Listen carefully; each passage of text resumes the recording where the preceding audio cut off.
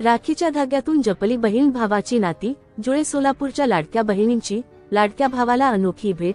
रक्षाबंधन म्हटलं की बहिणीच्या मनात भावाबद्दलचं प्रेम आणि भावाच्या मनात बहिणीच्या रक्षणाची जबाबदारी हाच भाव जपत जुळे सोलापूर भागातील लाडक्या बहिणींनी आपल्या लाडक्या भावाला अर्थात महाराष्ट्राचे उपमुख्यमंत्री एकनाथ शिंदे साहेब यांना आगळीवेगळी राखी भेट दिली।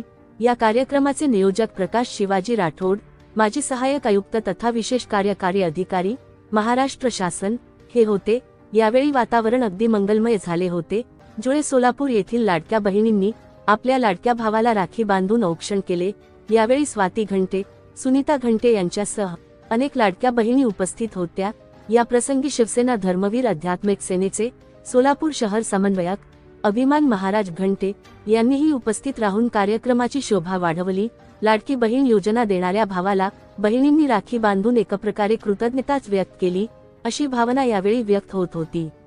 सहसंपादक अजमेर शेख भागातील प्रल्हाद नगर येथे आज असंख्य माझ्या लाडक्या बहिणीने आणि लाडक्या भावाला राखी पाठवण्यासाठी आज जमलेल्या होत्या आणि त्या सगळ्यांनी खूप स्वतः एक लाडकी बहीण योजना एकनाथ शिंदे साहेबांनी आणलेली म्हणून लाडक्या बहिणीचं काहीतरी कृतज्ञता व्यक्त करण्यासाठी रक्षाबंधनच्या या कार्यक्रमानिमित्त लाडक्या भावाला एक राखी पाठवे म्हणून सगळ्यांनी जमून आज या बॉक्समध्ये राखी टाकलेली आहे।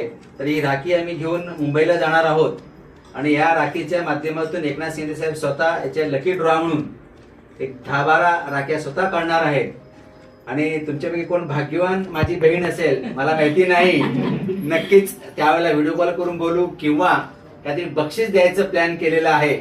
त्यामुळे होप सो प्रल्हाद नगरच्या माझ्या एक लाडक्या बहिणीला ही बक्षीस मिळावी अशी मी प्रार्थना करतो।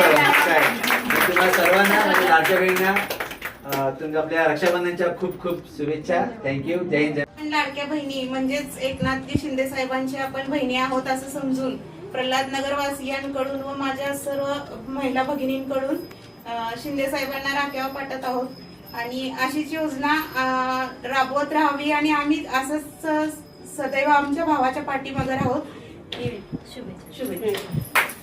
आंदोलन करता येईल म्हणजे न्याय हक्क अधिकारासाठी लढता येईल, त्यासाठी तुम्ही सगळ्यांनी 1-2 महिला शिवसेनेमध्ये प्रवेश करा म्हणजे तुम्हाला डायरेक्ट तिथून निधी मिळेल, ह्या भागातला विकास करण्याची तुम्हाला चालना मिळेल। मी असं बोलते तुम्ही सगळे राजकारणामध्ये या, पण राज्य सत्ताशिवाय पर्याय पण नाही।